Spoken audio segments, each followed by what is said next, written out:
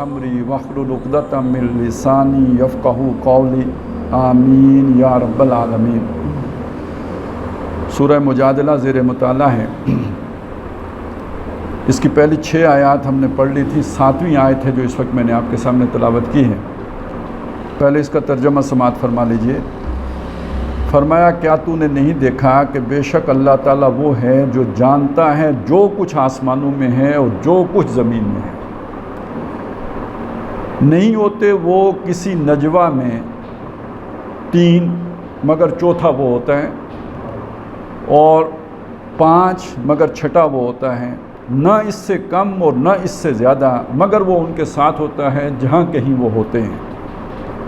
پھر وہ انہیں جتلائے گا جو کچھ انہوں نے اعمال کیے ہیں قیامت کے دن، بے شک اللہ تعالیٰ کو ہر شے کا علم ہے۔ اب اس میں ایک لفظ ایسا ہے جس کا میں نے ترجمہ نہیں کیا، اور وہ لفظ ہے نجوا۔ اس کی طرف ہم بعد میں آئیں گے، لیکن یہ کہ پہلے اللہ تعالیٰ کی جو صفت علم ہے اس کو کتنے اسالیب میں یہاں پہ بیان کیا گیا ہے، ذرا اسے سمجھ لیجئے۔ کہ بتایا گیا کہ اللہ تعالیٰ جانتا ہے جو کچھ آسمانوں میں ہے اور جو کچھ زمین میں ہے۔ اب آپ ذرا سوچئے آسمانوں اور زمین میں کیا ہے، کیا کچھ ہے۔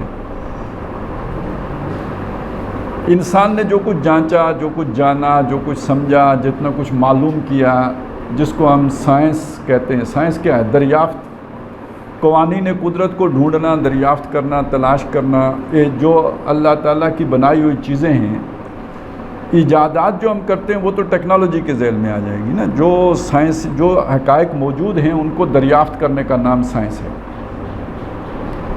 اور معلوم کر کر کے بھی ابھی سارا تو معلوم ہوا نہیں۔ ایک زمانے میں مادہ جو تھا وہ غیر فانی شے تھی، پھر چلتے چلتے معلوم ہوا کہ جی نہیں، وہ فانی ہو سکتا ہے۔ تبھی تو یہ ایٹمی ٹیکنالوجی وجود میں آئی ہے۔ یہ مادہ ہی فانی ہوتا ہے تو وہ ایٹمی انرجی کی صورت اختیار کر لیتا ہے۔ پھر پتہ چلا جی پتہ نہیں کتنی قسم کی انرجیز ہیں، تو کرتے کرتے وہ انرجیز بھی توحید کی طرف آ رہی ہیں۔ بنیادی انرجی جو ہے نا وہ ایک کی طرف سفر جاری ہے، لیکن ابھی ختم نہیں ہوا۔ پھر فزکس میں ایک پارٹیکلز کا ایک چیز ہوتی ہے، کئی قسموں کے پارٹیکلز ہیں۔ تو اب ایک نیا پارٹیکل آیا ہے جس کو ایک لٹریچر میں نام دیا گیا ہے گاڈز پارٹیکل، اور جس کے بارے میں کہا یہ جاتا ہے یہ کبھی کبھی ظاہر ہوتا ہے، اور وہ بالکل اس کی جو ڈیفینیشن ہے نا وہ کن فیکون والی ڈیفینیشن ہے، کہ وہ جو موجود پارٹیکلز ہیں ان کو گویا الہام کر کے، وحی کر کے، ایکٹیویٹ کر کے، ان کو حرکت دے کے وہ پھر غائب ہو جاتا ہے۔ کہنے کا مقصد یہ تھا کہ یہ سارا کچھ جو انسان معلوم کر رہا ہے یہ کیا ہے؟ یہ جو انسان کی معلوم کائنات ہے اس کا علم ہے۔ اللہ تعالیٰ نے جو کام کیا ہے نا، یہ جو کائنات بنانے کا کام کیا ہے، اس کام کے اجزاء ہیں جن کو انسان چھانٹ رہا ہے اور معلوم کر رہا ہے۔ اور جو کچھ بھی اس نے معلوم کیا ہے ابھی تک اس وسیع و عریض کائنات کا، اس کا اندازہ صرف اس سے لگائیں کہ بعض ایسے اجزاء میں جو زمین سے نوری سالوں کے فاصلے، نوری کروڑوں نوری سال کے فاصلے پہ ہیں۔ نوری سال یعنی ایک جسم اگر 1,86,000 میل فی سیکنڈ کی رفتار سے حرکت کرے تو 1 سال میں جتنا فاصلہ طے کرے گا وہ 1 نوری سال ہے۔ جس کا دوسرا مطلب یہ ہے، فرض کر لیتے ہیں کبھی یہ ممکن ہو اس رفتار سے چلنا، تو آپ یہ سوچ لیجئے، ویسے تو یہ ممکن ہے نہیں، لیکن بالفرض اگر ممکن ہو جاتا ہے تو میں اور آپ اپنی اس زندگی میں، نارمل زندگی میں وہ فاصلہ طے ہی نہیں کر سکتے جو ایک جسم سے دوسرے جسم تک کا فاصلہ ہے۔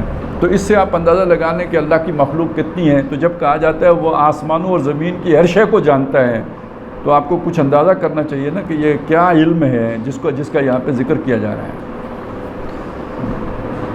اور اچھا پھر اب دوسری بات یہ دیکھیں ہم جب جانتے ہیں تو اس کا ظاہر ہی جانتے ہیں نا، اس کی فزکس جان پائیں گے نا۔ فزکس کیا ہے، یا اس کی کیمسٹری جانیں گے یا فزکس جانیں گے، اس سے زیادہ تو ہم نہیں جان سکتے۔ اس کا کوئی باطن بھی ہے نا۔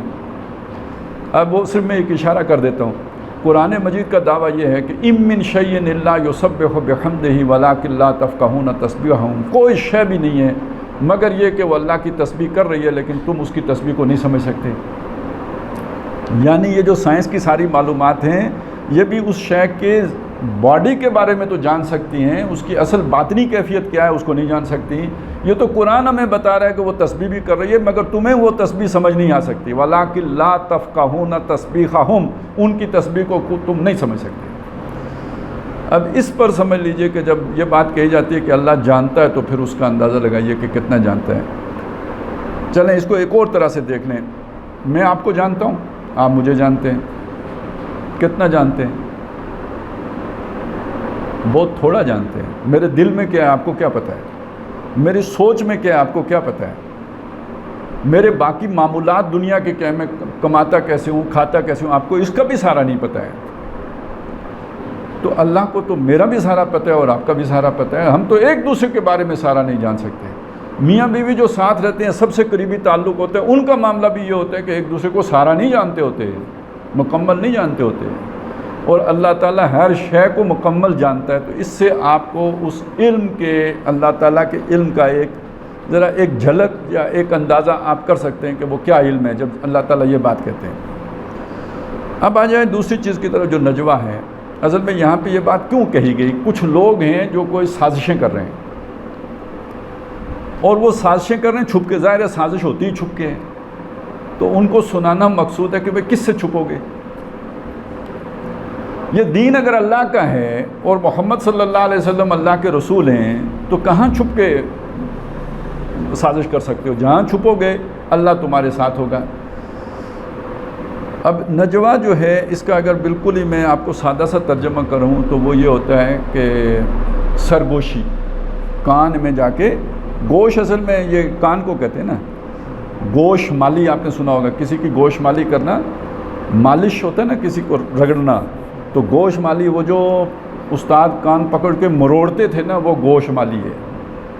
اب سمجھ آئے گوش مالی کسے کہتے ہیں؟ اردو میں یہ لفظ استعمال ہوتا ہے، تو یعنی گوش یعنی کان کی ذرا مالش کر دینا، تو بس یہ اس سے آپ کو سمجھ میں آ گیا کہ گوش ہی ہوتا ہے۔ تو سرگوشی جو بات کان میں جا کے کہی گئی ہو، اسی کے لیے ایک لفظ اور بھی استعمال ہوتا ہے، کانا پھوسی، یعنی چپکے سے جا کے کوئی بات کرنا۔ اچھا آپ نے سنا ہوگا ہمارے ہاں یہ بات کہی جاتی تھی، یار یہ سرگوشی کرنے سے گناہ ہوتا ہے، ہم اسے کیا کہتے ہیں جی؟ کانسوئی ہیں؟ مطلب کوئی اس طرح جو بات کان میں جا کے کی جائے، دوسرے سے چھپا کے کی جائے تو اس سے گناہ ہوتا ہے۔ ویسے عام مجلس میں بھی جب آپ اس طرح سرگوشی کرتے ہیں تو دوسرے بندے کو شک پڑتا ہے، پتہ نہیں میری بات ہوگی جو انہوں نے کی ہے، تو اس سے پرہیز کرنا چاہیے، تو وہ تو اس سے متعلق بات ہے۔ لیکن یہاں پہ جو بات ہے وہ اصل میں ایک خاص کردار ہے کہ جن کی سرگوشیوں کا ذکر ہے۔ تو پہلے تو انہیں یہ بتایا کہ بھائی تم اگر وہ سرگوشی چھپ کر کرتے ہو تو 3 ہوتے ہو تو چوتھا اللہ ہوتا ہے، 5 ہوتے ہو تو چھٹا اللہ ہوتا ہے، اور اس سے زیادہ ہو یا اس سے کم ہو مگر وہ تمہارے ساتھ ہوتا ہے جہاں کہیں بھی تم ہو۔ تو انہیں اصل میں دھمکی یہ لگائی گئی کہ وہ اللہ تو جانتا ہے جو کچھ بھی تمہارے دل میں ہے اور جو کچھ تم ایک دوسرے کے ساتھ کانا پھوسیاں کرتے ہو یا سرگوشیاں کرتے ہو۔ اب یہ بات سمجھنے کے لیے کہ یہ سرگوشی کا پس منظر کیا ہے اور یہ کیوں کرتے تھے، ایک پورا مجھے آپ کو یعنی اس سارے کی تہ تک سمجھانا پڑے گا کہ یہ ہوتا کیا ہے۔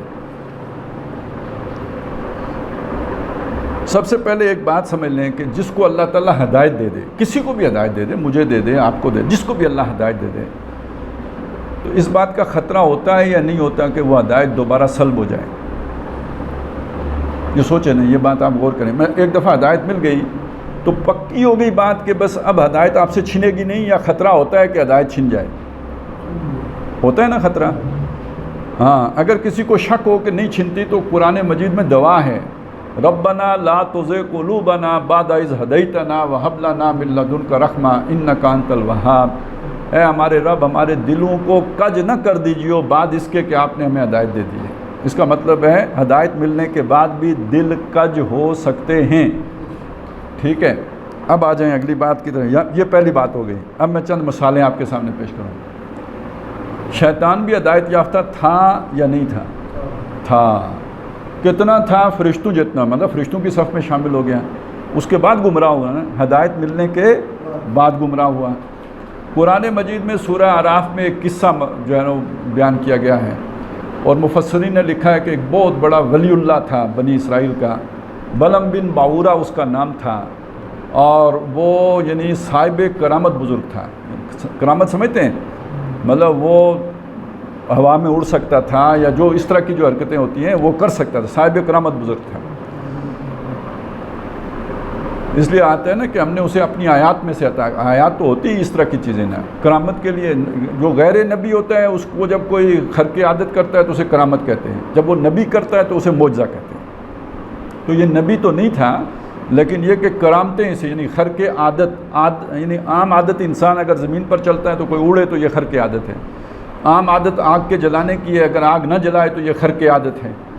عام عادت پانی کی سطح ہموار رکھنے کی ہے، کبھی پانی پھٹ کے علیحدہ ہو کے کھڑا ہو جائے تو یہ خرق عادت ہے۔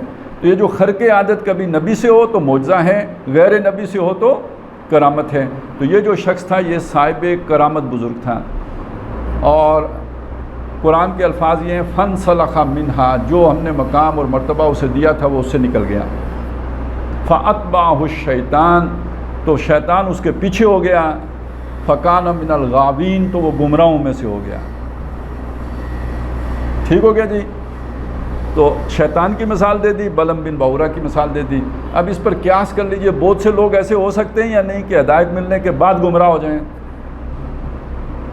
اب آئے ایک قوم پوری کی مثال، کیونکہ یہ مثال اللہ نے بیان کی ہے نا، اس کے بعد یہ فرمایا کہ اس قوم کی بھی مثال یہی ہے کہ جو اللہ کی آیات کو جھٹلاتی ہے۔ ایک ایسی قوم کا تصور کریں جسے اللہ نے ہدایت دی اور اس کے بعد اسے گمراہ کر دیا ہو۔ کوئی ہے ایسی قوم آپ کے علم میں؟ بنی اسرائیل، جن کے بارے میں قرآن کہتے ہیں انی فضلتکم علی العالمین، تمہیں میں نے سارے جہان والوں کے اوپر فضیلت دی، اور اس کے بعد یہ کہاں پہنچے؟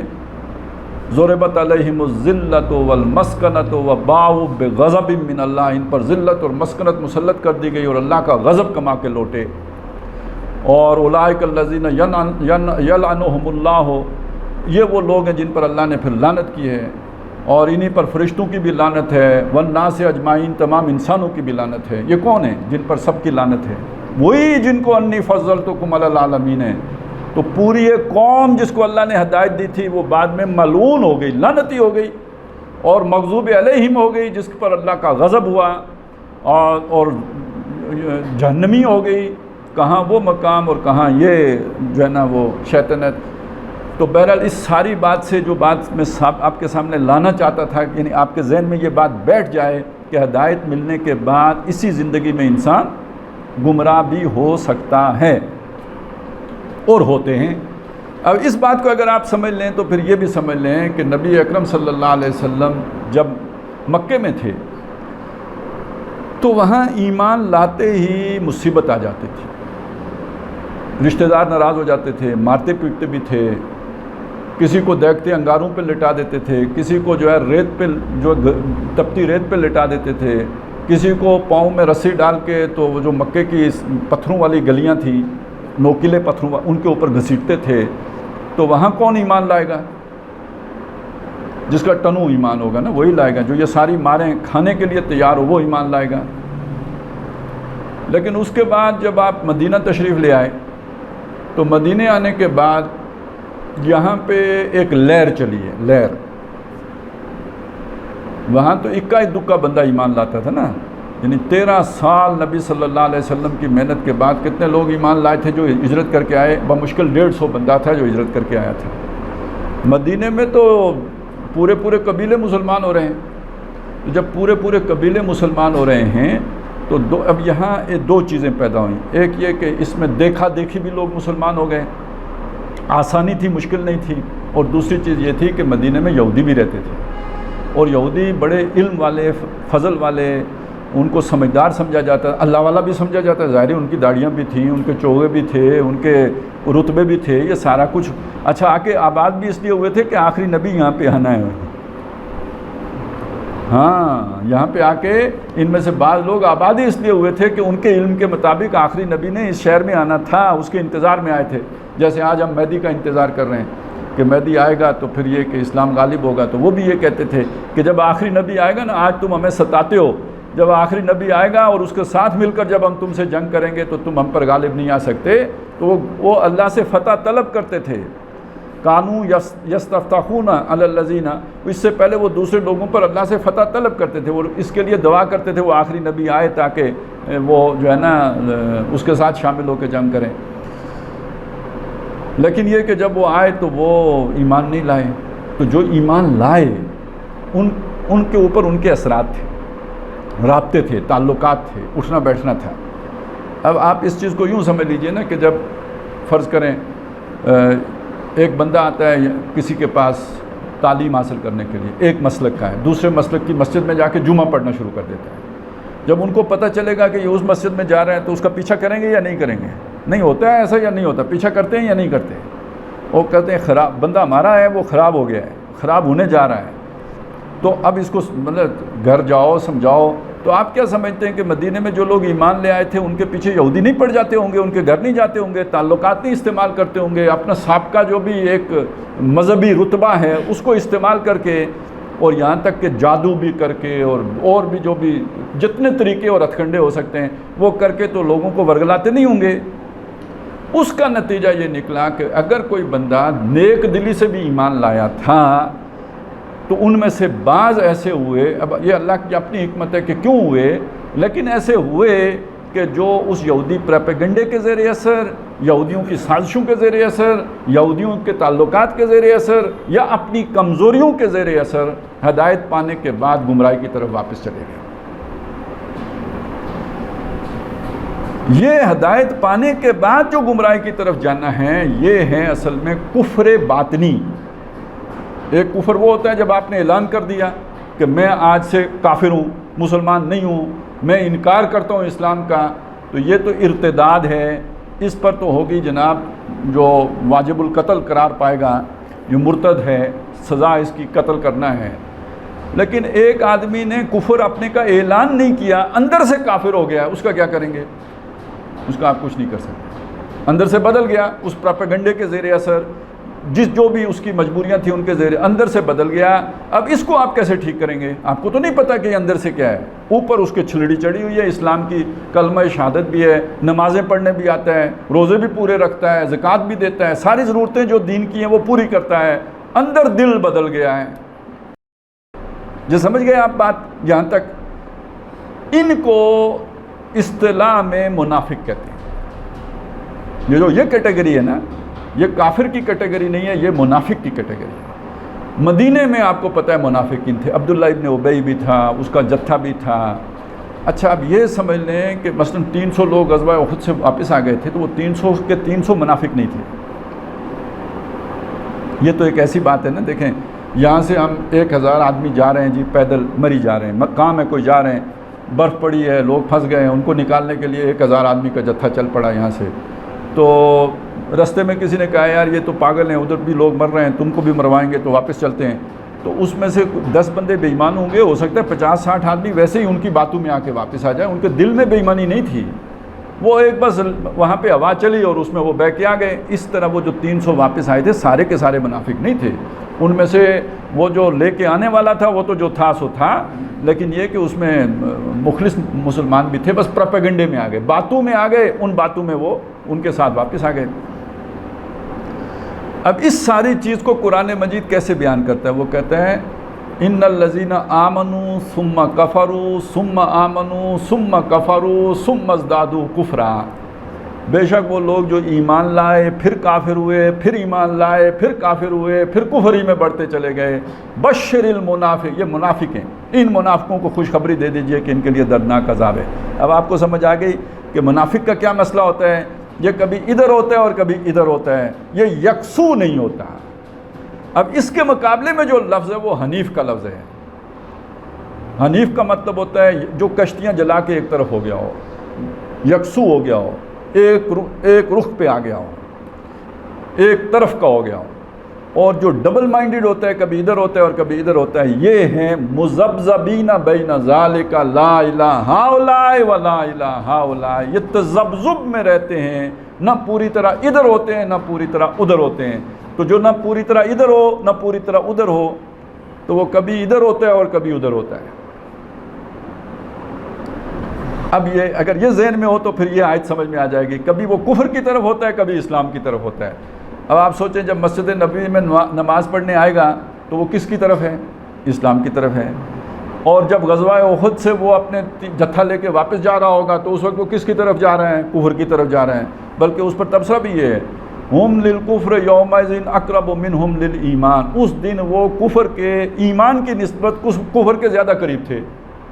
تو اس سے بھی پتہ چلتا ہے کہ یہ جیسے وہ پرانا اگر گھڑیال دیکھا ہو آپ نے، اور جس کے نیچے وہ ایک لٹک رہا ہوتا تھا پینڈولم کی طرح، وہ یوں گھنٹا وہ ہلتا رہتا تھا، تو کبھی دائیں کبھی بائیں، کبھی دائیں کبھی بائیں۔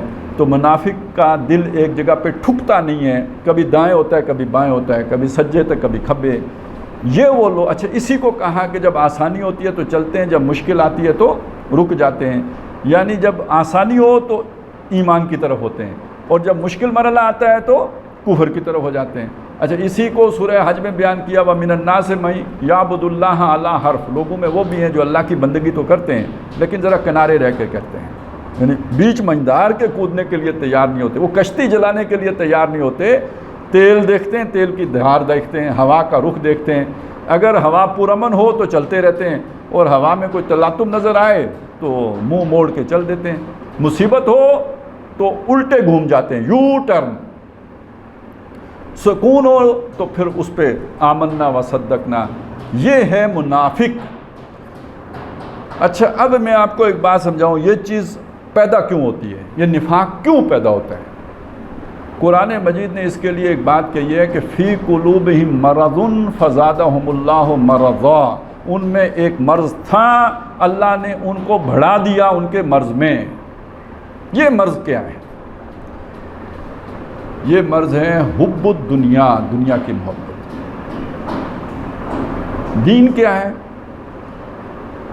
ابراہیم علیہ السلام کی زندگی کو سامنے رکھیں گے تو دین سمجھ آئے گا۔ دین ہے اللہ کی راہ میں ہر شے قربان کرنے کا جذبہ۔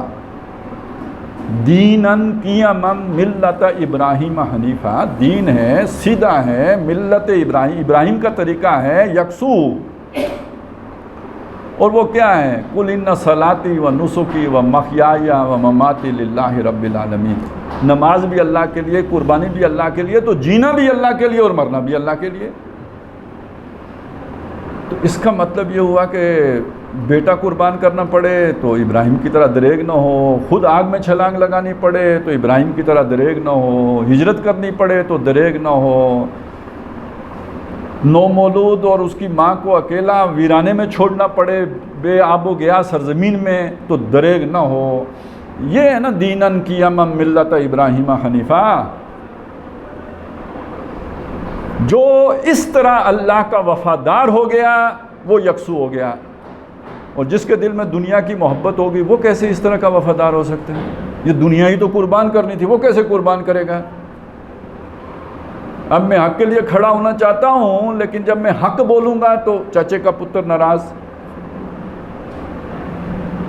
تو اس میں زیادہ سیانے لوگ کہتے ہیں میں تمہارے پھڈے میں پڑتا ہی نہیں، نہ یہ ناراض ہو نہ وہ ناراض ہو۔ یعنی یہ ہے کتمان حق، یعنی میں حق چھپاؤں گا، حق ظاہر نہیں کروں گا، کیونکہ حق بولوں گا تو ایک ناراض ہو جائے گا، لہذا میں چھپا لیتا ہوں، بیان ہی نہیں کرتا ہوں۔ سمجھ آئیے نا؟ کہنے کو کتنا سیانہ بندہ ہے، عزت بچا گیا ہے۔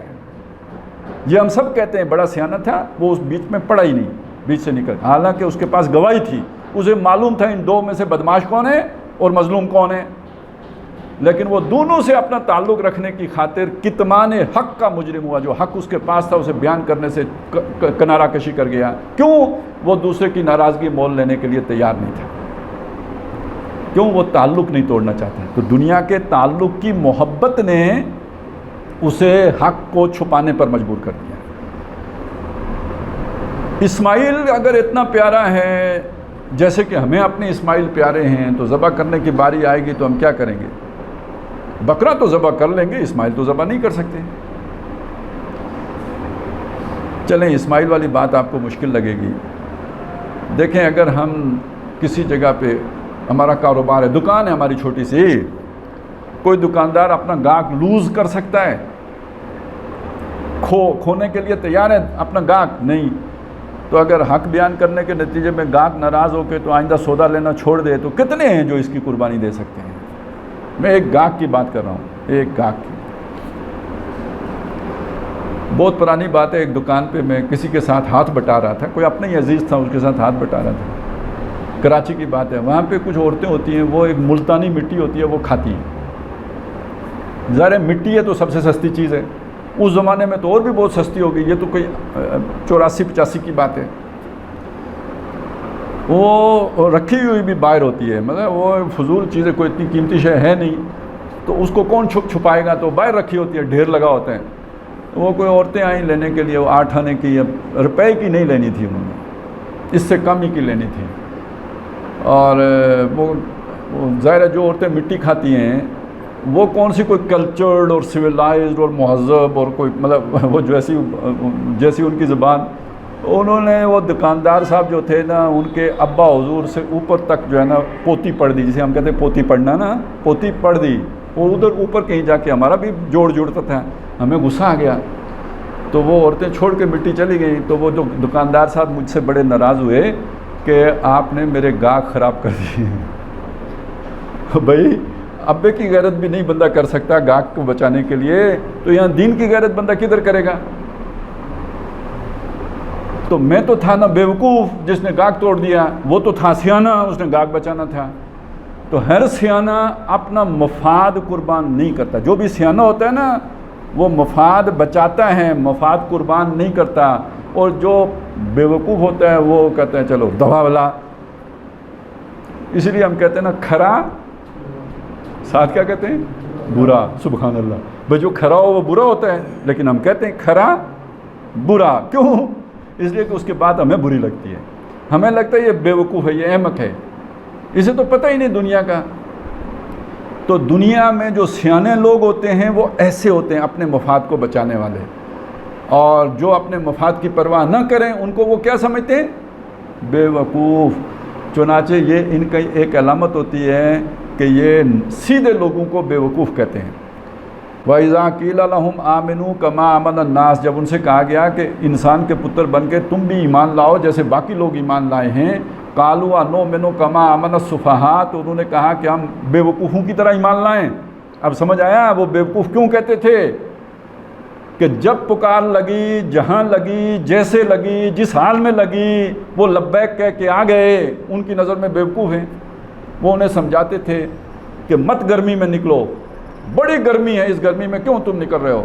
وہ انہیں سمجھاتے تھے یہ کوئی جنگ ہے، ایک طرف 3000 کا لشکر ہے، دوسری طرف 1000، وہ کیل کانٹے سے لیس، تم تقریباً نہتے، یہ کوئی مقابلہ ہے؟ یہ جنگ ہے، یہ تو مرنا ہے، مت مرنے جاؤ۔ وہ پھر بھی چلے گئے، تو ان کی نظر میں بیوقوف تھے یا نہیں؟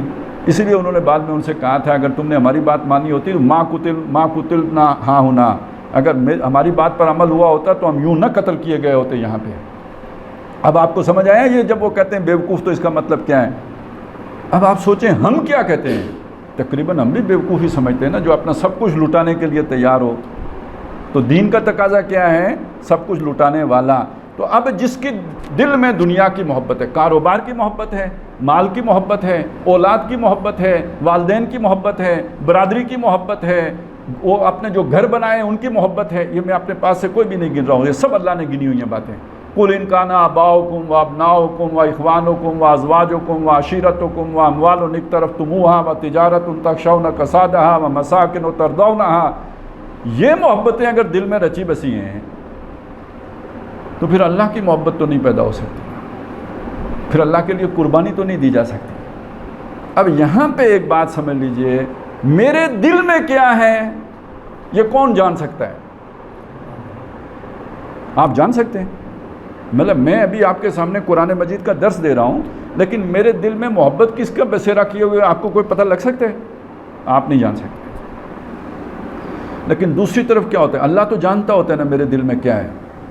اب اس کو جوڑ لیجئے میری پہلی بات کے ساتھ کہ اگر اللہ نے ہدایت دی ہے اور اس ہدایت ملنے کے بعد بھی دل میں کسی اور کی محبت کو بسایا ہے، یہ وہ دل ہے جس کو اللہ ٹیڑھا کرتا ہے، یہ ہے وہ دل جسے اللہ کج کرتا ہے، یہ ہے وہ وگرنہ یہ کہ اللہ مہربان ہے، رحمان ہے، رحیم ہے، کیوں کسی کو گمراہی کی طرف لے کے جائے؟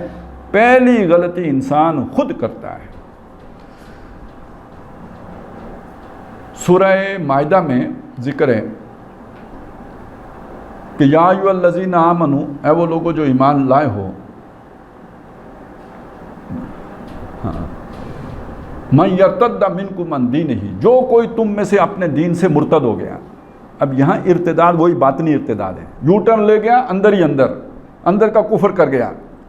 فسوف یأتی اللہ بقوم، تو ان قریب اللہ تعالیٰ ایک قوم لے آئے گا، یحبہم ویحبونہ، اللہ ان سے محبت کرتا ہوگا، وہ اللہ سے محبت کرتے ہوں گے۔ پہلا وصف جو ان کا بیان کیا ہے؟ محبت کس سے کرتے ہوں گے؟ اللہ سے کرتے ہوں گے۔ اس کے مقابل جو مرتد ہوئے، وہ کیوں مرتد ہوئے؟ ان کی محبت اللہ سے نہیں ہے، محبت کسی اور سے۔ یہ شرک فی المحبت، یہ تو ہم نے کبھی سنا ہی نہیں، محبت میں بھی کوئی شرک ہوتی ہے؟ ہاں، تو اصل میں تو وَمِنَ النَّاسِ مَن يَتَّخِذُ مِن دُونِ اللَّهِ أَندَادًا، لوگوں میں وہ بھی ہیں جو اللہ کے مقابل اوروں کو ضد و ند اور مد مقابل بنا لیتے ہیں۔ يُحِبُّونَهُمْ كَحُبِّ اللَّهِ، پھر ان سے محبت کرتے ہیں جیسے اللہ سے محبت کی جاتی ہے۔ تو اگر پہلے والے بتوں سے ایسی محبت کرتے تھے تو آج والے اپنے کاروبار سے ایسی محبت کرتے ہیں؟ یعنی اللہ سے بڑھ کے کاروبار پیارا ہے نا، اللہ سے بڑھ کر اپنے تعلقات پیارے ہیں، اللہ سے بڑھ کر اپنی نوکری پیاری ہے، وہ نہیں چھوڑ سکتے، جیسی تیسی بھی ہے۔ اس میں فراڈ کر کہتے ہیں کیا ملازمت ہے تو مجبوری ہے، یہ ہم نے اللہ کے حکم کی خلاف ورزی اس لیے کی کہ باس نے حکم دیا تھا نا۔ باس از آلویز رائٹ، باس تو جب بھی بات کرتا ہے وہ تو بات ٹھیک ہی ہوتی ہے، کیونکہ 30 دنوں کے بعد تنخواہ دیتا ہے، اس کی بات غلط کیسے ہو سکتی ہے؟ اب آپ کو سمجھ آیا؟ تو اصل فیصلہ کن شے محبت ہے، اور وہ کہاں ہوتی ہے؟ دل میں ہوتی ہے، اور اسے کون جانتا ہوتا ہے؟ اللہ جانتا ہوتا ہے۔ اور دوسری طرف یہ ہے کہ اللہ تعالیٰ کا یہ فیصلہ ہے کہ جس کے دل میں چور ہے، یعنی محبت کسی اور کی ہے، اس کو اللہ ہدایت نہیں دیتا۔ اور اگلی بات یہ ہے، اس کا وہ جو دل کی اصلیت ہے اس کو اللہ تعالیٰ مرنے سے پہلے ظاہر کر کے چھوڑے گا، اس کے مرنے سے پہلے اللہ دنیا میں ظاہر کر دیتا ہے۔ اب اس دو باتوں کو سمجھ لیں۔ یہ جو آیت میں نے آپ کو سنائی سورہ توبہ کی، جس میں 8 محبتوں کا ذکر ہے، اس کے مقابلے میں 3 محبتوں کا ذکر آیا ہے۔ احب الیکم من اللہ و رسولہ و جہاد فی سبیلہ، اگر تمہیں محبوب تر ہیں یہ 8 چیزوں میں سے کوئی بھی چیز، اللہ سے، اللہ کے رسول سے، اور اللہ کی راہ میں جہاد اور محنت اور قربانی دینے سے، اگر یہ محبوب تر ہیں، فتربصوا، تو جاؤ۔ اب یہ جاؤ کا کیا مطلب ہے؟ انتظار کرو۔ کس چیز کا انتظار کرنا ہے؟ موت کا انتظار کرو، انتظار کرو موت کا۔ فتربصوا حتی یاتی اللہ بامرہ، اللہ کا امر آ جائے یعنی موت آ جائے۔ تو یہ اللہ نے جو جانے کا کہا، یہ کیوں کہا؟ یہ اس لیے کہا کہ واللہ لا یہدی القوم الفاسقین، ایسے فاسقوں کو اللہ کم از کم ہدایت نہیں دیتا، بس تم چلے جاؤ۔ جیسے ہم کہیں انٹرویو دینے جائیں، چلیں وہ ڈرائیونگ ٹیسٹ ہی دینے جائیں، تو اس کے بعد کہیں ہم کوئی غلطی کر دیں تو ادھر ہی ختم نہیں ہو جاتا، وہ کہتے ہیں بھائی آپ جائیں، اترو گاڑی سے، اترو جاؤ، یعنی آپ فیل ہو گئے ہو۔ تو یہاں فتربصوا یعنی فیلیور ہو گیا ہے، ناکام ہو گئے ہو، اب جا کے انتظار کرو۔ کس کا انتظار کرو؟ موت کا انتظار کرو، اور فیصلہ بھی لے لو۔ ایسے گمراہوں کو اللہ ہدایت نہیں دیتا، واللہ لا یہدی القوم الفاسقین۔ دوسری مثال میں آپ کو دے دیتا ہوں، سورہ صف میں آیا ہے، اور اس کے پس منظر میں موسیٰ علیہ السلام کا واقعہ ہے۔ موسیٰ علیہ السلام نے جب اپنی قوم سے کہا کہ اللہ تعالیٰ کہتا ہے کہ یہ جو فلسطین ہے اس کو فتح کرو، لڑو ان کے ساتھ، میں تمہیں غلبہ دوں گا۔ انہوں نے کہا ان فیہا قوما جبارین، وہاں تو بڑے جبار لوگ ہیں، سخت لوگ ہیں، ان سے ہم نہیں لڑ سکتے۔ کیوں نہیں لڑ؟ مریں گے تو مرنے کے لیے تیار نہیں تھے۔ اب سمجھے، جان بچانی فرض ہے کیا؟ کہیں پتھر کے دور میں نہ پہنچ جائیں۔ وہ بھی گویا پرویز مشرف جیسے حکیم تھے، انہوں نے کہا ہم لڑنے کے لیے تیار نہیں ہیں۔ اور جب بہت ہی زیادہ انہیں تنگ کیا گیا، انہوں نے کہا فَاذْهَبْ أَنْتَ وَرَبُّكَ فَقَاتِلَا إِنَّا هَاهُنَا قَاعِدُونَ، جا موسیٰ تو لڑ، ساتھ اپنے رب کو لے جائے، دونوں مل کے مارو ان کو، اور جب وہ ختم ہو جائیں گے تو ہم بھی آ جائیں گے پیچھے نعرے لگاتے ہوئے، قدم بڑھاؤ موسیٰ، ہم تمہارے ساتھ ہیں۔ جب انہوں نے یہ کیا تو پہلے تو حضرت موسیٰ علیہ السلام ان سے بیزار ہوئے، اللہ سے دعا مانگی، اللہ مجھے اس قوم سے جدا کر دے، میں ان کے ساتھ نہیں رہنا چاہتا، فَافْرُقْ بَيْنِي وَبَيْنَ الْقَوْمِ الْفَاسِقِينَ، ان فاسقوں کی قوم اور میرے درمیان تفریق پیدا کر دے، علیحدہ علیحدہ کر دے ہم کو۔ یہ وہ موسیٰ ہیں جن کے اندر اپنی قوم کی محبت کا یہ جذبہ تھا کہ ان کے لڑائی ہو رہی تھی، وہ کوئی 2 بندے آپس میں لڑ رہے تھے، ایک فرعون کی قوم کا بندہ تھا جس فرعون کے ساتھ موسیٰ علیہ السلام کے بہت اچھے تعلقات تھے، ان کے گھر میں پلے بڑے تھے، اور دوسرا ان کی قوم کا کوئی ماتڑ، انہوں نے اس کی خاطر اسے ایک مکہ مارا، وہ کر دیا، قتل ہو گیا وہ ایک مکے سے۔ آج وہی موسیٰ اسی قوم کے بارے میں کہہ رہے ہیں کہ میں ان کے ساتھ نہیں رہنا چاہتا۔ کیوں؟ انہیں اپنی جان عزیز تھی، حالانکہ نہیں مرنا تھا، انہوں نے جیتنا تھا، لیکن یہ کہ وہ اللہ کی راہ میں جہاد انہیں پسند نہیں آیا۔ تو سورہ صف میں ذکر آیا ہے، خطاب مسلمانوں سے، اور مسلمانوں سے یہ بات کہی گئی تھی، لما تقولون ما لا تفعلون، وہ بات کیوں کہتے ہو جو کرتے نہیں۔ ہم نے اس کا ایک معنی لیا کہ دوسرے کو اگر کہتے ہو کہ جھوٹ نہ بولو تو خود کیوں جھوٹ بولتے ہو، یہ معنی بھی ہے، لیکن جس سیاق و سباق میں یہاں پہ بات آئی ہے وہ کوئی اور ہے۔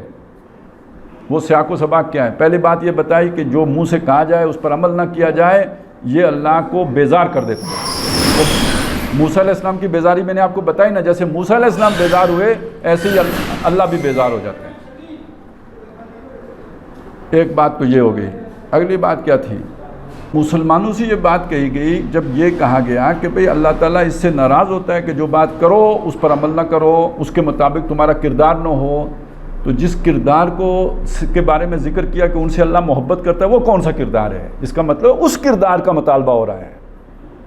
فرمایا ان اللہ یحب الذین یقاتلون فی سبیلہ صفا کانہم بنیان مرصوص، کہ اللہ تو محبت ان سے کرتا ہے جو اللہ کی راہ میں صفیں باندھ کر جنگ کرتے ہیں جیسے سیسا پلائی دیوار ہو۔ تو اب دونوں آیتوں کو جوڑ کے پڑھیں تو کیا مطلب بنے گا کہ اگر تم اللہ کی راہ میں جنگ کرنے کے لیے تیار نہیں ہو تو اسلام کا نام بھی کیوں لیتے ہو؟ اب کوئی سمجھ آئی؟ تو اسلام کا نعرہ تو لگا دیا، مرنے کے لیے تیار نہیں ہو اسلام کی خاطر، تو اس پر اللہ تعالیٰ بیزار ہوتا ہے۔ تو جیسے موسیٰ علیہ السلام بیزار ہوئے ایسے ہی اللہ بھی بیزار ہوتا ہے۔ پھر اسی واقعے کا ذکر کیا، وَإِذْ قَالَ مُوسَىٰ لِقَوْمِهِ، یاد کرو جب موسیٰ نے اپنی قوم سے کہا، یا قوم لِمَ تُؤْذُونَنِی، اے میری قوم مجھے کیوں اذیت دیتے ہو، جبکہ تم جانتے ہو کہ میں تمہاری طرف آیا ہوں، اللہ کی طرف سے رسول بن کر آیا ہوں۔ پھر آگے الفاظ ہیں فَلَمَّا زَاغُوا أَزَاغَ اللَّهُ قُلُوبَهُمْ، جب وہ ٹیڑے ہو گئے اللہ نے ان کے دل ٹیڑے کر دیے۔ وَاللَّهُ لَا يَهْدِي الْقَوْمَ الْفَاسِقِينَ، اللہ فاسقوں کی قوم کو ہدایت نہیں دیتا۔ وہ جو اللہ کو چھوڑ کر کسی اور سے محبت کریں ان کو ہدایت، وہ فاسق ہیں، اور ان فاسقوں کو اللہ ہدایت نہیں دیتا۔ یہ کیوں فاسق ہوئے؟ انہوں نے یو ٹرن لیا، جنگ کرنے کی بجائے کہا کہ جی ہم یہاں بیٹھیں گے اور تم اور تمہارا رب جا کے لڑو۔ موسیٰ علیہ السلام کو بھی اذیت پہنچی، اللہ اتنا ناراض ہوا، اس نے کہا آج کے بعد تمہیں ہدایت نہیں ملے گی۔ اب وہ جو دعا ہے سمجھ میں آئی، ربنا لا تزغ قلوبنا بعد اذ ہدیتنا، وہ کب ہوتا ہے؟ جب آپ کے دل میں اللہ کی محبت کے مقابلے میں کچھ اور محبتیں ڈیرا ڈال لیتی ہیں، اب گویا دل کج ہو جاتا ہے، دل ٹیڑھا ہو جاتا ہے، اب اس میں ہدایت نہیں سما سکتی، نقطہ نظر بدل جاتے ہیں۔ اب جو دین اور ایمان کے نتیجے میں جو قربانی دینی ہوتی ہے وہ پھر نظر آتا ہے بے وقوفی، اب وہ حکمت دوسری ہو جاتی ہے، ٹیڑھی ہو جاتی ہے، الٹی ہو جاتی ہے۔ دل ٹیڑھا ہوتا ہے تو ہر شے ٹیڑھی ہو جاتی ہے، بس اللہ تعالیٰ دل ٹیڑھا کر دیتے ہیں۔ اب اس سے یہ پہلی بات سمجھ میں آئی، میں نے یہ بتایا تھا یہ ہوتا کیوں ہے؟ یہ اس لیے ہوتا ہے کہ اللہ کی محبت پر جب دوسری محبت غالب آتی ہے تو دل میں گویا نفاق پیدا ہو جاتا ہے، لیکن اس کا نہ مجھے پتہ نہ آپ کو پتہ، اندر کفر ہو گیا، اس کفر کا اظہار نہیں ہوا۔ اب اگلی بات سمجھیے، اب آتی ہیں آزمائشیں، مشکلات۔ ان مشکلات میں جن کے دل میں ایمان ہوتا ہے وہ کہتے ہیں انا للہ و انا الیہ راجعون۔ ہمارا یہ چھن گیا نا، اللہ نے حکم دیا تھا ہم اللہ ہی کے ہیں تو بس اللہ ہی کی طرف لوٹ کے ہم نے بھی جانا ہے، تو جو ہماری چیز چلی گئی وہ پہلے جا کے اللہ کے ہم محفوظ ہو گئی، اسی کے پاس ہم بھی جائیں گے، ٹھیک ہے۔ اور جن کے دل میں اللہ کی محبت نہیں ہے وہ کیا کہیں گے؟ وہ تو یہ نہیں کہیں گے، وہ تو جو پہلے تو منصوبہ بنائیں گے اپنی جان بچانے کا، اور نہیں بچے گی تو پھر شور مچانے، مطلب جو نقصان ہو گیا اس پہ چیخنے کا اور چلانے کا، صبر تو نہیں کر سکتے۔ اس سے پتہ چلے گا کہ ان کے اندر اصل میں دنیا کی محبت رچی بسی ہے۔ اچھا، صرف بات یہاں رکتی نہیں، بات اور آگے بھی چلتی ہے۔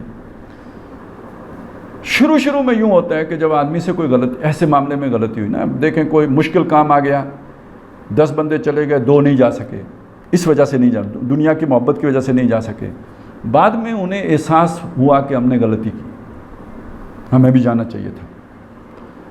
تو اگر اس کے بعد وہ شرمندہ ہوں اپنے کیے پر، معذرت کر لیں، سچ بولیں کہ ہم نے بغیر کسی وجہ کے، کسی شرعی عذر کے بغیر، میں سستی، قائلی، غفلت کی وجہ سے یہ حرکت کی ہے، تو اسے ہم ضعف ایمان کہیں گے، نفاق نہیں کہیں گے. اور یہ کسی بھی بندہ مومن کے ساتھ کسی بھی وقت یہ ہو سکتا ہے. بڑے سے بڑے نیک آدمی کے ساتھ بھی ایسا ہو سکتا ہے، غفلت کسی بھی وقت طاری ہو سکتی ہے. لیکن وہ غلطی کرنے کے بعد اگر بولا سچ جائے تو یہ نفاق نہیں ہے. کمزوری ضرور ہے، نفاق نہیں ہے. لیکن یہ کس کے ساتھ ہوگا؟ جس سے کبھی کبھی غلطی ہو، جس کے دل میں پکا نفاق ڈیرے ڈال چکا ہو. وہ تو ہر موقع پہ جب بھی مشکل آئے گی وہ یہی کرے گا. سورہ توبہ کے آخر میں نہیں بتایا، یہ دیکھتے نہیں امی نے ہر سال 1 مرتبہ یا 2 مرتبہ آزمائش میں ڈال دیتے ہیں. تو جب آزمائش میں ڈالتے ہیں تو ان کا پول کھل جاتا ہے نا.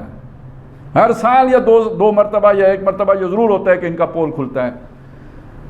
تو جب ہر دفعہ یہ غلطی ہو رہی ہو تو بندہ کیا کرتا ہے؟ سوچتا ہے یار میں نے اگر سچ بولا تو بےزتی ہوگی، لوگ کہیں گے بڑا بزدل ہے، دنیا کی محبت میں گرفتار ہے، یہ ہے وہ ہے. تو اپنے آپ کو چھپانے کا طریقہ کیا ہے جی؟ عزت بچانے کا طریقہ کیا ہے؟ کیسے بچے گی عزت؟ جھوٹ بول کے بچے گی. آئے نہیں تھے اس کام پر، اس لیے نہیں آئے تھے کہ آپ نے یہ سمجھا تھا کہ میری جان نہ چلی جائے، میرا مال نہ چلا جائے، میرا نقصان نہ ہو جائے. آئے اس لیے نہیں تھے. بتائیں گے کیا؟ پیٹ میں درد ہو گیا تھا.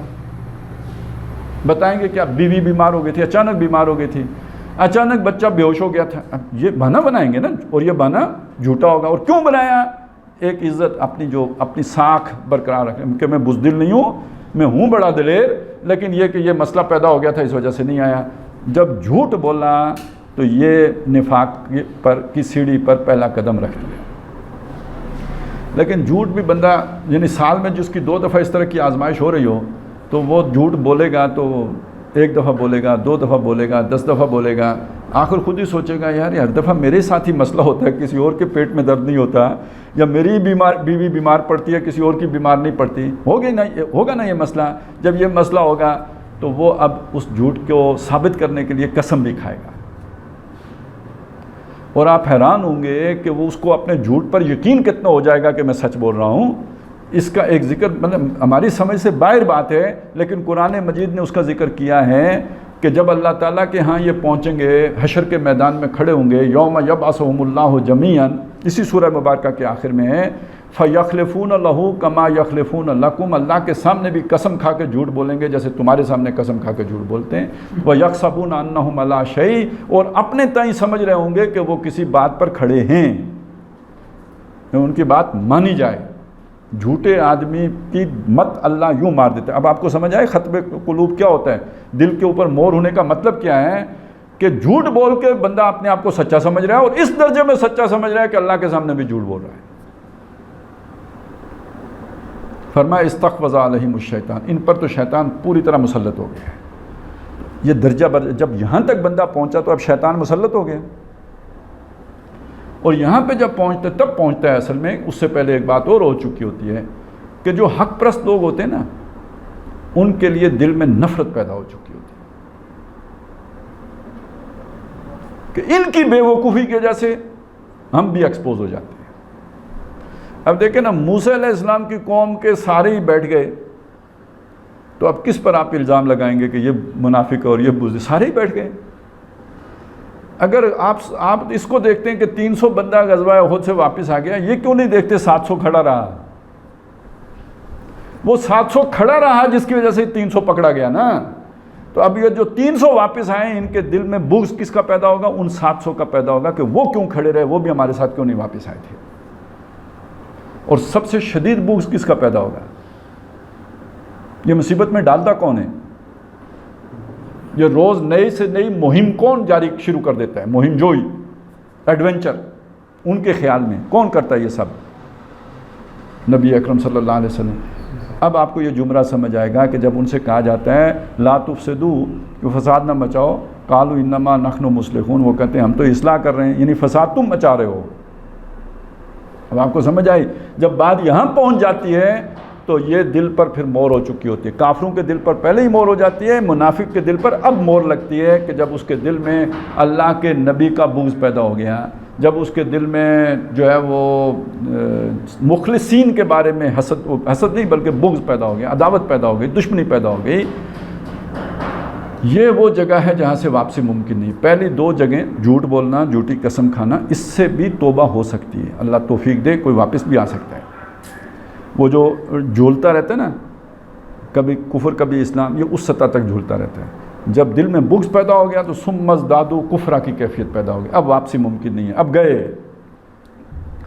اب آپ ذرا تقابل کر کے دیکھیں, آپ کو سمجھ میں آئے گا.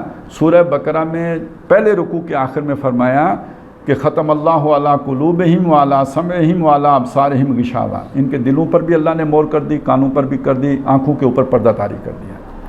دوسرا رکوع جس میں منافقین کے ذکر ہے, اس کے آخر میں فرمایا وَلَوْ شَاءَ اللَّهُ لَذَهَبَ بِسَمْعِهِمْ وَأَبْصَارِهِمْ, اگر اللہ چاہے تو ان کی سماعت اور بصارت بھی لے جائے, جیسے کافروں کی لے گیا. گویا ابھی ان کی لے نہیں گیا, ابھی ان پر مور نہیں ہوئی ہے, ابھی ان کی وہ چھانٹی ہو رہی ہے. ان میں سے کوئی ادھر آئیں گے, کوئی ادھر جائیں گے. یہ ساری تفصیل میں نے آپ کے سامنے اس لیے رکھی کہ یہ جو نفاق ہے نا, یہ انسان کے دل میں ایک دم پورے کا پورا نہیں پیدا ہوتا. یہ آہستہ آہستہ, جیسے کینسر بڑھتا ہے نا, اس طرح یہ نفاق بھی آہستہ آہستہ آہستہ بڑھتا ہے. اب یہ جو اس جگہ پہ جو ذکر ہے نا, یہ چھوٹے موٹے نفاق کا نہیں ہے, یہ ابتدائی درجے کے نفاق کا نہیں, یہ آخری درجے کے نفاق کا ہے. اب آپ سمجھیں, ایک محفل ہے جس میں نبی صلی اللہ علیہ وسلم تشریف فرما ہے, مشورہ ہو رہا ہے, کوئی فیصلہ ہو رہا ہے. وہ جیسے اصل میں یہ چیزیں ہمیں سمجھ نہیں آ سکتی جب تک کہ کوئی اجتماعی نظم نہ ہو جس میں ہم جڑے ہوئے ہوں. تو اگر آپ میں سے کوئی تبلیغی جماعت کے ساتھ گیا ہوگا تو اسے اب میری بات کی سمجھ میں آئے گی, یا کوئی کسی ایسی جماعت کے ساتھ شامل ہو جن کی مجلسیں ہوتی ہیں, جہاں کوئی امیر ہوتا ہے, کوئی صاحب جو ہے نا صدر ہوتا ہے, صدر مجلس ہوتا ہے, کسی کے پاس مجلس کی امارت ہوتی ہے. اگر تو کوئی کسی ایسی مجلس میں آپ نے شرکت کی ہو تو تب اگلی باتیں سمجھ میں آئیں گی. اب تشکیل ہو رہی ہے, کہیں ارادہ کیا جا رہا ہے, ہم نے اس طرف جانا ہے, اب گرمی بھی ہے, اچھا ادھر خطرہ بھی ہے, موسم بھی شدید ہے, تو جو کمزور لوگ ہوں گے ان کی خواہش کیا ہوگی, یہ شہر کی طرف سفر کیا جائے. یا امیر صاحب کہتے ہیں کہ جناب آپ دیہات کی طرف چلیں, وہاں تو سہولتیں بھی نہیں ہوں گی, خطرے بھی ہوں گے. تو جب اس طرح کی بات امیر صاحب سوچ رہے ہوں گے, اگر فرض کریں 25 آدمی اس جماعت میں ہیں, تو 15-20 آدمی تو وہ ہوں گے نا جو امیر صاحب کو کہیں گے ٹھیک ہے جی, جو آپ نے فیصلہ کیا, یہی ہماری تربیت ہے, یہی ہمیں سکھایا جاتا ہے, یہی تعلیم دی گئی ہے, ہم آپ کے ساتھ چلنے کے لیے تیار ہیں. وہ جو 5-6 دوسرے ہیں جن کا دل نہیں مان رہا, وہ کیا کریں گے؟ وہ آنکھوں میں ایک دوسرے کو اسی مجلس میں بیٹھے بیٹھے دیکھیں گے یا نہیں دیکھیں گے؟ اور اگر وہ ساتھ ساتھ بیٹھے ہوں گے تو کان میں بھی کوئی بات کریں گے یا نہیں کریں گے؟ سمجھ آئی میری بات کی؟ یہ نجوہ ہے. اب آپ سمجھیں کہ نبی صلی اللہ علیہ وسلم کی جماعت میں جو ایسے لوگ بیٹھے ہوتے تھے, وہ بیٹھ کے کانا پھوسیاں مجلس میں بھی کرتے تھے, اور جب اٹھ کے جاتے تھے تو خفیہ مشاورتیں بھی گھروں میں بیٹھ کر بھی کرتے تھے. اس کو کہا گیا یہ نجوہ ہے. اب اگلی بات یہ ہے کہ ہمارے مفسرین اور جنہوں نے بھی تفسیریں لکھی ہیں, علماء کرام, انہوں نے اس نجوہ کو خاص کیا ہے نبی صلی اللہ علیہ وسلم کے ساتھ, کہ جو حضور کے خلاف جنہوں نے اس طرح کی تانے بانے بنے ہیں سازشوں کے, وہ نجوہ کے مرتکب ہوتے تھے. ہمارے اس دور میں آ کے جو مفسرین, خاص طور پہ جو احیائی تحریکوں سے وابستہ جو لوگ ہیں جنہوں نے تفسیریں لکھی ہیں, انہوں نے اسے عام رکھا ہے کہ جو بھی دین کے مقاصد کے لیے کوئی نظم تشکیل پاتا ہے, اس نظم کے فیصلوں کے خلاف جو مشاورتیں اس طرح کی ہوتی ہیں, وہ گویا نجوہ ہی کے حکم کے ذیل میں آئیں گی. تو فرد کے اعتبار سے تو یہ حضور کے ساتھ خاص ہے, لیکن امت کے لیے رہنما یہ ہے کہ جب آپ کسی اجتماعی کام میں ہوں جہاں پر کوئی بھی امیر ہے, کوئی نظم کی صورت ہے, تو وہاں پہ اگر اس طرح کی خفیہ مشاورتیں ہو رہی ہیں ان فیصلوں کے خلاف کہ جو کیے گئے ہیں اجتماعیت کی طرف سے, تو گویا وہ نجوہ کے ذیل میں آئیں گے. اب ایک بات اور سمجھ لیجئے, پھر آج ہم اس کو یہیں پہ مکمل کر لیں گے.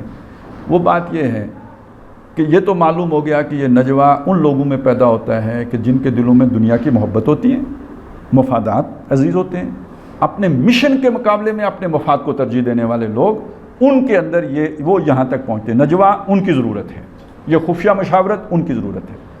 دوسری بات یہ سمجھ لیجئے کہ یہ اکیلے نہیں ہوتا, یہ 2 آدمی مل کے کرتے ہیں. اس کا مطلب ہے جماعت کے اندر جماعت بنتی ہے. جب 2 ہوتے ہیں تو جماعت بن گئی.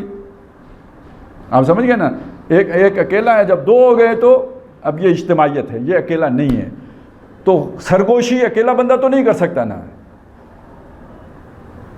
دو مل کے کریں گے تو اس کا مطلب ہے ایک جماعت ہے، جماعت کے اندر ایک چھوٹی جماعت بن گئی ہے. آج کل کے دور میں اسے لابنگ کہتے ہیں، جماعت کے اندر جو ہوتا ہے نا اسے لابی بنانا کہتے ہیں.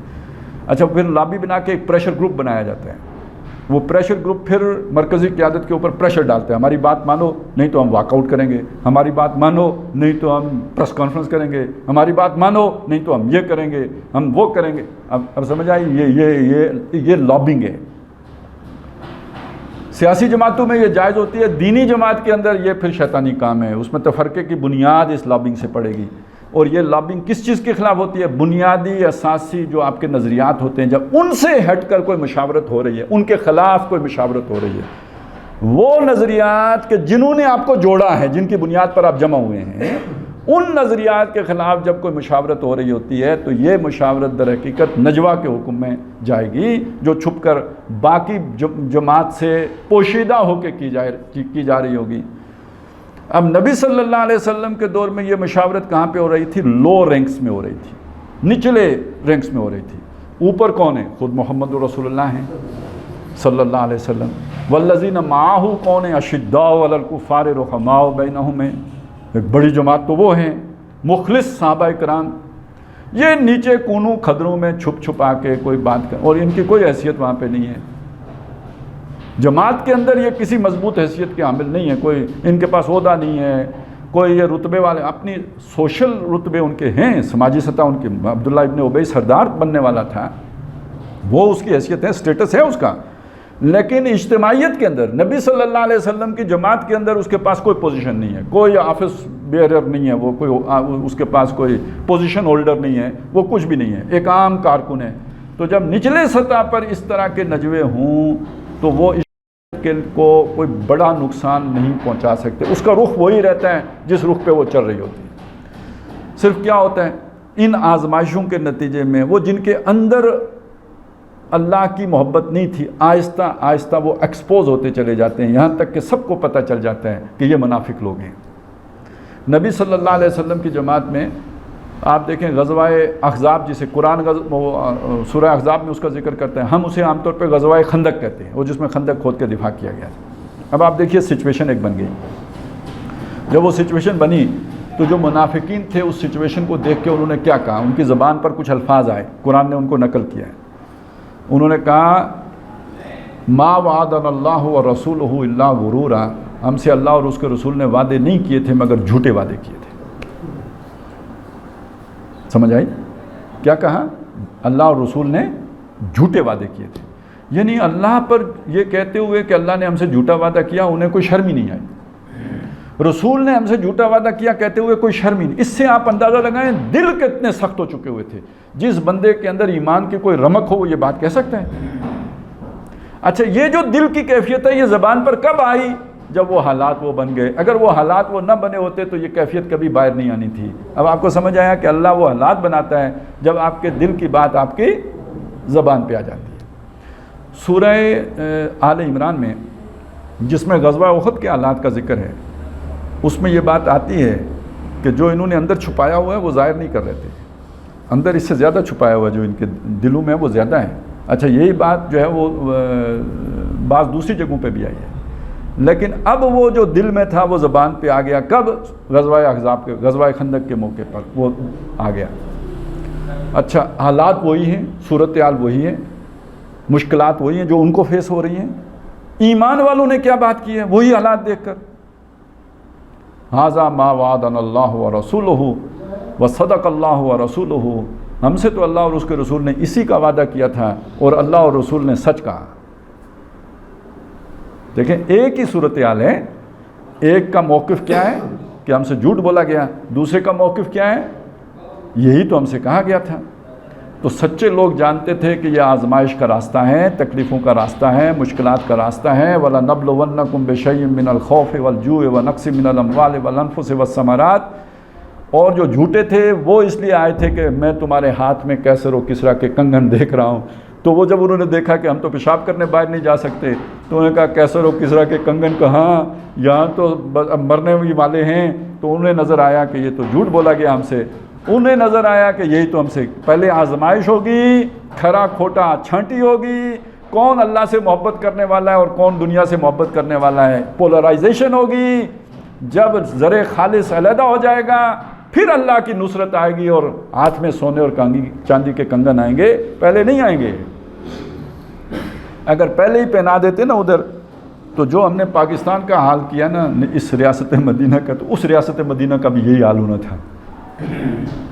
تو پہلے چھانٹی ہوتی ہے. اب آپ کو سمجھ آئی نا کہ اللہ تعالیٰ یہ بات کہتے ہیں فَلَا يَعْلَمَنَّ اللَّهُ الَّذِينَ صَدَقُوا وَلَا يَعْلَمَنَّ الْكَاذِبِينَ. اللہ چھانٹ کے رہے گا کہ سچے کون ہیں اور جھوٹے کون ہیں. چھانٹی کیسے ہوگی؟ آزمائی سے ہوگی، مصیبتوں سے ہوگی، پریشانیوں سے ہوگی، دکھوں سے ہوگی، تکالیف سے ہوگی. اس سے پتہ چلے گا کس کے دل میں اللہ کی محبت ہے اور کس کے دل میں دنیا کی محبت ہے. یہ چھانٹی ہونے کے بعد اللہ کی محبت آئے گی اور نصرت آئے گی، اس سے پہلے اللہ کی نصرت نہیں آئے گی. تو اب یہ وہ لوگ ہیں کہ جب انہوں نے مشکلات کو دیکھا تو اب وہ اپنی لابی بنائی، انہوں نے اس لابی کو انہوں نے مضبوط کیا. اب ان کے آپس میں ایک کمیونیکیشن بھی ہے. تو جب مجلس میں بیٹھتے بھی ہیں تو وہ آنکھوں میں بھی باتیں کرتے ہیں، وہ ایک دوسرے کے کانوں میں بھی سرگوشیاں کرتے ہیں، مذاق بھی اڑاتے ہیں. یہ ساری باتیں ادھر آگے ہم پڑھیں گے کہ وہ کیا کیا باتیں کرتے تھے. اور لیکن یہ کہ یہ بات سمجھ لیجئے کہ گویا پارٹی ود ان پارٹی. تو میں نے آپ کو ایک بات یہ بتائی ہے، لوور رینکس میں ہوگا جماعت صحیح رخ پہ چلتی رہے گی، لیکن دنیا کی محبت لیڈروں میں بھی پیدا ہو سکتی ہے یا نہیں ہو سکتی؟ بڑے بڑے لیڈروں میں پیدا ہو سکتی ہے. تو جب بڑے لیڈروں میں دنیا کی محبت پیدا ہو جائے، یعنی جو قیادت کے منصب پر فائز ہیں، جو جماعت کو لے کے چل رہے ہیں، جو جماعت کا رخ متعین کرتے ہیں کہ اس نے غزوہ احد میں لڑنا ہے یا یہ کہ یو ٹرن لینا ہے، جن کے ہاتھ میں فیصلہ ہے. حضور سے نہیں کہا گیا تھا کہ جی ٹھیک ہے، جب آپ صلی اللہ علیہ وسلم پوری طرح تیار ہو کے مسلح ہو کے نکلے، اس وقت لوگوں کو خیال آیا کہ ہمیں تو باہر نہیں جانا چاہیے. تو اب نبی صلی اللہ علیہ وسلم سے یہ کہا گیا کہ ٹھیک ہے ہم اندر ہی رہ کے جنگ کرتے ہیں، میدان احد میں نہیں چلتے.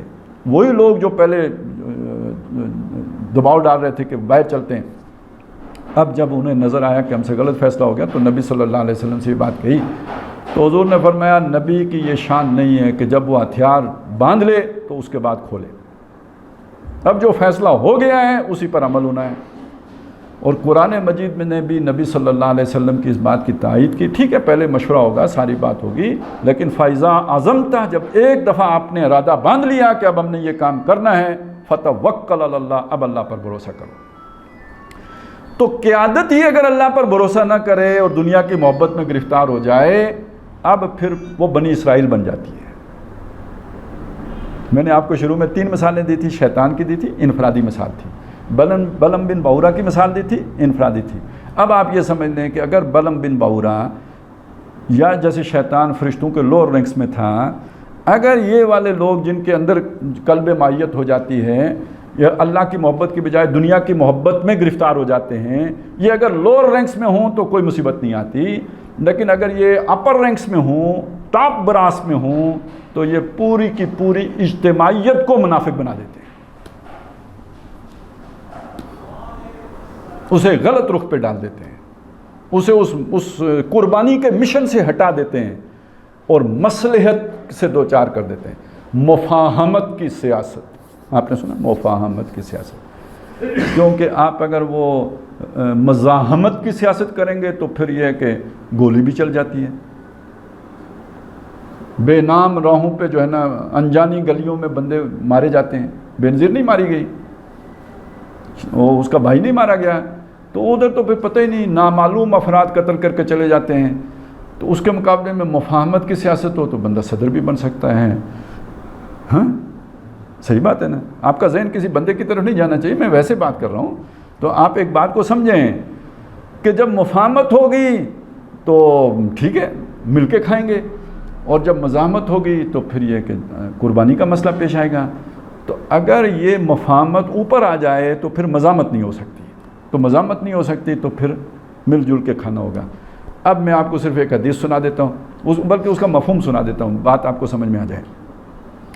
نبی صلی اللہ علیہ وسلم نے فرمایا تم سے پہلی جو امتیں گزری ہیں ان میں جو پہلی خرابی پیدا ہوتی تھی وہ یہ ہوتی تھی کہ کوئی آدمی جب برا کام کرتا تھا تو اس کو سمجھانے کے لیے ایک آدمی آتا تھا. اب سمجھ آئی کیا بات ہے؟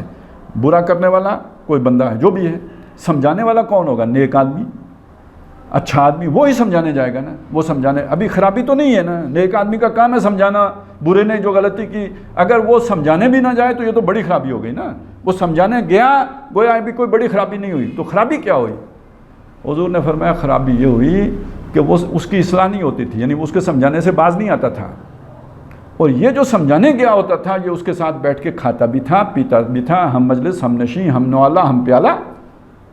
جب اللہ نے یہ حالت دیکھی کہ میرا فرما بردار، مجھ سے محبت کرنے والا اور وہ دنیا کا غلام، یہ دونوں ایک پلیٹ میں کھا رہے ہیں، تو اللہ نے دونوں کے دل ایک جیسے کر دیے۔ اب آپ کو سمجھ آیا دل ایک جیسے ہونے کا مطلب کیا؟ جیسے اس کے دل میں دنیا کی محبت تھی ایسے ہی اس کے دل میں بھی دنیا کی محبت آ گئی۔ پھر اللہ نے ان پر لعنت کر دی، داؤد علیہ السلام کی زبان سے بھی اور عیسیٰ ابن مریم علیہ السلام کی زبان سے بھی۔ اب آپ کو سمجھ آیا کہ قوم کیسے برباد ہوتی ہے، پہلے کیا ہوتے ہیں۔ اب ایک اور حدیث، اس کا بھی مفہوم جان لیجئے کہ حضور نے فرمایا کوئی نبی مجھ سے پہلے نہیں گزرے مگر ان کے حواری بھی ہوتے تھے اور صحابی بھی ہوتے تھے۔ یہ جو حواری ہوتے تھے، صحابی ہوتے، جیسے عیسیٰ علیہ السلام کے حواری ہیں، نبی صلی اللہ علیہ وسلم کے صحابی ہیں، ہر ایک کے ساتھی ہوتے تھے، کمپینینز۔ اب یہ کیا کرتے تھے؟ یہ مخلص لوگ، یہ اللہ سے محبت کرنے والے لوگ، یاخذون بسنتہ، اپنے نبی کی سنت کو مضبوط پکڑتے تھے، ویقتدون بامرہ، اور اس کا جو حکم ہوتا تھا اس کی اقتداء کرتے تھے، یعنی پیروی کرتے، فالو کرتے تھے۔ ثم انہا تخلف من بعدہم خلوف، پھر اس کے بعد ناخلف لوگ آ جاتے، یعنی اب اس پوری تشریح کی روشنی میں کیا مطلب؟ دنیا کی محبت کرنے والے آ جاتے، یہ تو اللہ کی محبت والے، رسول کی محبت والے، اب وہ آ گئے دنیا کی محبت والے۔ یقولون ما لا یفعلون، جو کہتے تھے وہ کرتے نہیں تھے، ویفعلون ما لا یؤمرون، اور کرتے وہ تھے جس کا نبی نے حکم نہیں دیا ہوتا تھا، بدعتیں، نئے نئے کام، نئی رسومات، نئے فیشن۔ وضع میں تم و نصارہ تو تمدن میں ہنود، یہ مسلمان ہیں کہ جنہیں دیکھ کے شرمائیں یہود، اور ہم نے دیکھا ہے کہ فیشن میں الجھ کر اکثر تم نے اسلاف کی عزت کے کفن بیچ دیے، نئی تہذیب کی بے روح بہاروں کے عوض اپنی تہذیب کے شاداب چمن بیچ دیے۔ اب یہ والے آ گئے ان کے پیچھے۔ من جاہدہم بیدہ فہو مومنون، جو ان امتیوں سے جہاد کرے گا ہاتھ سے وہ مومن ہے۔ ومن جاہدہم بلسانہ فہو مومنون، جو ان سے جہاد کرے گا زبان سے وہ مومن ہے۔ ومن جاہدہم بقلبہ، جو ان کی یہ کیفیت دیکھ کے دل میں جلے گا، سڑے گا، کوڑے گا، اب گھٹن محسوس کرے گا، فہو مومن، وہ بھی مومن ہے۔ وَلَيْسَ وَرَاءَ ذَلِكَ مِنَ الْإِيمَانِ حَبَّةُ خَرْدَلٍ، اگر یہ حالات دیکھ کر اس کے اندر یہ گھٹن بھی نہیں پیدا ہوتی دل کے اندر، تو اس کے دل میں ایمان رائی کے دانے کے برابر بھی نہیں ہے۔ اب آپ کو سمجھ میں آیا؟ پوری قومیں بھی الٹ جاتی ہیں، اور الٹتی کب ہیں؟